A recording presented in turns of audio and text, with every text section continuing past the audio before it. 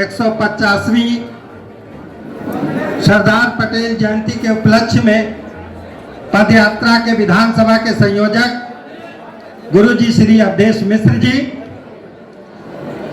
आप सब लोग यहाँ पर आए हैं। एक बार जोरदार ताली से थोड़ा सा तारतम्य मंच से और सम्मुख बैठे लोगों से जुड़ जाए। और माननीय विधायक जी ने तो ये करिश्मा करके दिखाया कि जब ममरी से गोला की तरफ चल रहे थे तो जितनी बड़ी संख्या में उनकी जयकारा रोड पर थे, उतने लोग अगल बगल खड़े होकर के मगालों से महिलाएं भी फोटो ले रही थी। इसलिए जोरदार से बोलिए भारत माता की, भारत माता की। आज के इस कार्यक्रम के मुख्य अतिथि और बड़े सौभाग्य की बात है, जब गुरुओं का आशीर्वाद हम सबको मिलने लगे तो आज समझ लीजिए उनके कार्यक्रम में निरंतर सफलता मिलती रहेगी। ऐसे इस कार्यक्रम के गुरुजी मुख्य अतिथि के रूप में श्री उमेश द्विवेदी जी, वो विधान परिषद के सदस्य भी हैं। और मैं आप सब लोगों से भी इस बात की अपेक्षा करता हूं, आगे भी गुरुजी को विधान परिषद सदस्य बनाना है तो जो शिक्षक साथी हैं उनका अपार सहयोग हम लोगों को चाहिए। आज के कार्यक्रम के मुख्य अतिथि मंच पर उपस्थित हैं, उनके साथ जिनका बहुत अच्छा संयोजन, जिनके लाड़ और प्यार और दुलार में इतनी बड़ी संख्या यहाँ पर एकत्रित हुई, उनकी चहती है माननीय मुख्य अतिथि जी। हमारे विधायक जी का अपना एक सीधा संवाद है और लोगों के दिलों पर उनका राज है, जिनका इतनी दूरी में कहीं पर भी कोई लोग, जो लोग ममरी में थे वही आपको यहाँ भी मिले और आप तो वहाँ भी इंक्वायरी कर लिए हैं। इस कार्यक्रम की जितने लोगों की संख्या थी उस संख्या में कटौती नहीं हुई, लेकिन कुछ लोग बीच से आकर के यहाँ पर बढ़े जरूर हैं।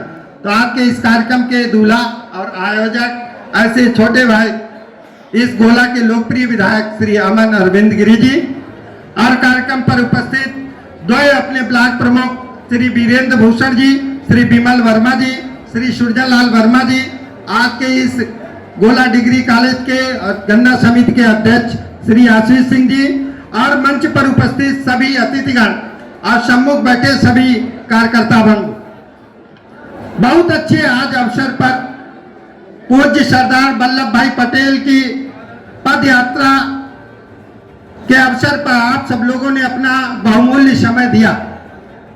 एक प्रश्न मन के अंदर उठता है कि आजाद हुए देश को 70 साल 75 साल हो गए, लेकिन आज तक कभी भी इतने महान पुरुष को विगत की सरकारों ने छिपा करके रखा था, जिसको मोदी जी ने आज सबके बीच जाने का अवसर दिया, उनके बारे में जानने का अवसर दिया।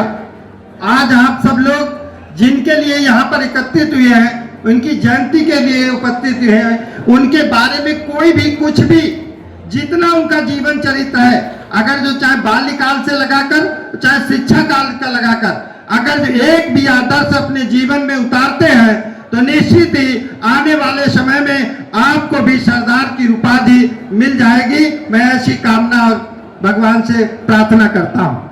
आज सरदार वल्लभ भाई पटेल लौह पुरुष, जिनकी इतनी बड़ी प्रतिमा भारत देश में देश के यशस्वी प्रधानमंत्री जी ने स्थापित करने का काम किया, जो अभी तक छिपा रखे थे।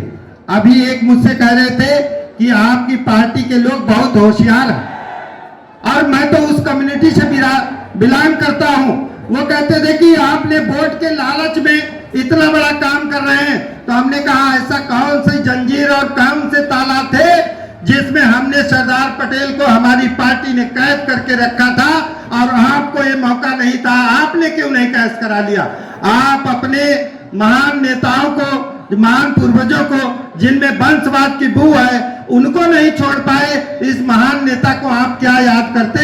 मोदी जी ने गांव-गांव तक जान करके ये बताने का काम किया कि सरदार पटेल ने 565 रियासतों में जिस प्रकार से एकीकरण का काम किया, तो 562 तो रियासतें बहुत इजी वे में सम्मिलित तो कर लिया, अपनी कूटनीति के आधार पर सम्मिलित कर लिया, लेकिन 3 रियासतें बची थी, उसमें बहुत कुशलता का, उसमें बहुत बड़ी योग्यता का काम दिखाना था, जिसमें विगत की सरकार के नुमाइंदे भी इन्वॉल्व थे। और उस प्रकार से उसमें भी बंटवारा कर लिया कि कहीं पर भी जो 3 रियासतें थी उसमें एक रियासत ऐसी थी जहां पब्लिक तो मुस्लिम कम्युनिटी थी लेकिन उसका राजा हिंदू था, और दूसरी ऐसी जगह थी जहां पब्लिक मुस्लिम थी, राजा हिंदू। दूसरी ऐसी थी जहां मुस्लिम राजा थे और हिंदू पब्लिक थी।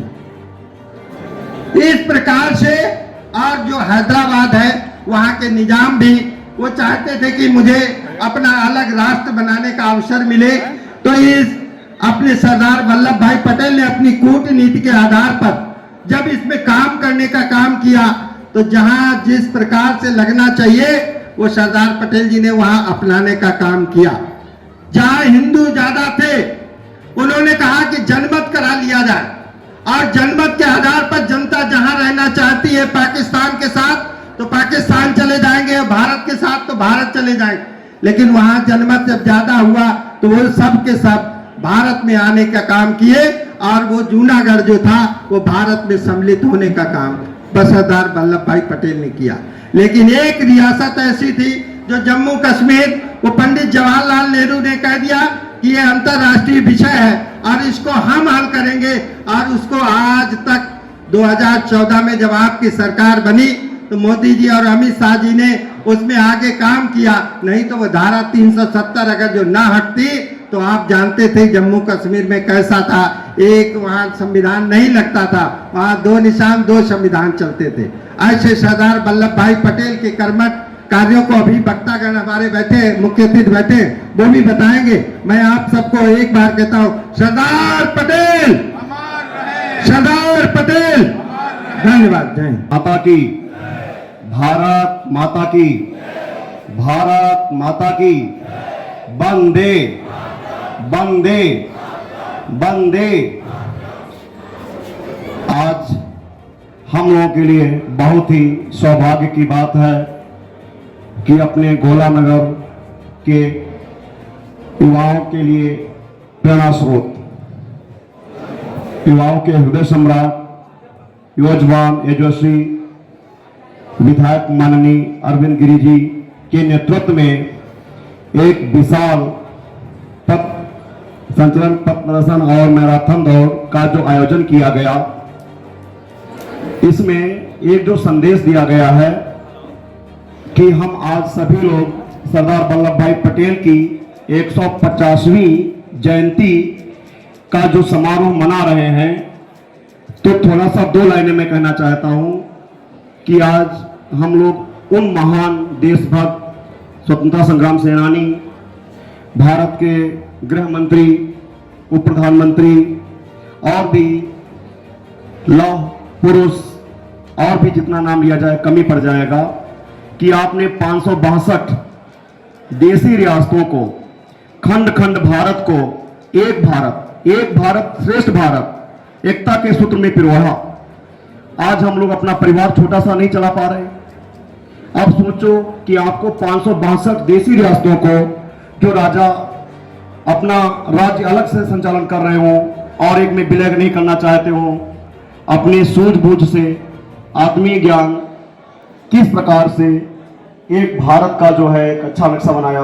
नहीं तो हम लोग भी आज भी लिखते जैसे यूनाइटेड स्टेट ऑफ इंडिया, इस टाइप से लिखा जाता, एक भारत श्रेष्ठ भारत का निर्माण कैसे हो पाता। तो आपने सभी जाति धर्म सबको एकता के सूत्र में पिरोया, एक श्रेष्ठ भारत का निर्माण किया। आपके द्वारा सद्भावना समरसता का जो एक मैसेज दिया गया, माननीय विधायक जी के द्वारा भी उसी उद्देश्य को लेकर के एक विशाल पथ संचलन किया गया, मैराथन की दौड़ की गई, जिसमें यह मैसेज दिया गया है कि हम सभी लोग एकता के सूत्र में बंधे रहेंगे, और जब हम सब लोग एकता के सूत्र में बंधे रहेंगे तो हम एक भारत श्रेष्ठ भारत, जो हमारे सरदार वल्लभ भाई पटेल जी का सपना था, उस सपना को पूरा कर पाएंगे, और हम पूरे संपूर्ण विश्व में एक संदेश दे पाएंगे।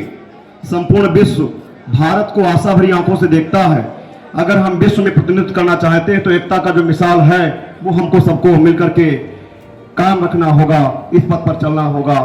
मैं अपने आप को सौभाग्यशाली समझता हूं कि मुझे यहाँ पर अवसर दिया गया मुझे अपने बात रखने का मौका दिया गया, उसके लिए सम्मानित मंच आदरणीय विधायक जी को हृदय की गहराइयों से आत्मीय आभार। थोड़ा सा एक लाइन मैं भी ये कहना चाहता हूं कि जब मैं शिक्षा के क्षेत्र में जुड़ा हुआ हूं तो मुझे यहां पर थोड़ा सा ये कहते हुए बिल्कुल गर्व हो रहा है कि पहले गरीब बच्चा पढ़ने आता था, फिर वो तैयारी नहीं करता था।